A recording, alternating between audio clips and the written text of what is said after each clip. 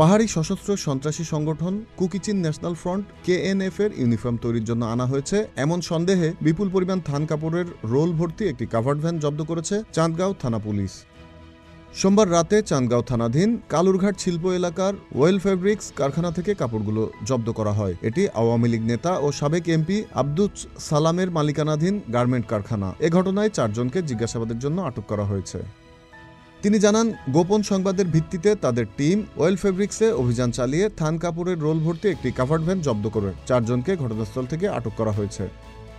এর আগে চট্টগ্রামের বিভিন্ন কারখানায় 3 দফা অভিযান চালিয়ে 47,000 পিস ইউনিফর্ম জব্দ করেছিল নগর গোয়েন্দা ও পাহাড়তলী থানা পুলিশ। ওইসব ঘটনায় 2 গার্মেন্ট মালিক পুলিশ রিমান্ডে রয়েছেন। সূত্র জানায়, 17 মে রাতে বায়েজিদ বোস্তামি থানাধীন রিংভো অ্যাপারেলস নামে একটি পোশাক কারখানায় নগর গোয়েন্দা পুলিশ অভিযান চালিয়ে 20,300 পিস ইউনিফর্ম জব্দ করে। অভিযানে কারখানার মালিক সহ 3 জনকে গ্রেফতার করা হয়। জিজ্ঞাসাবাদে গ্রেফতারকৃতরা জানায়, মং নামের এক পাহাড়ি যুবক ইউনিফর্ম তৈরির জন্য তাদের 2 কোটি টাকা দেয়।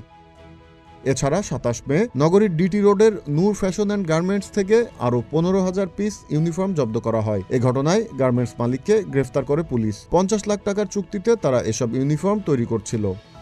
Z news, Dhaka.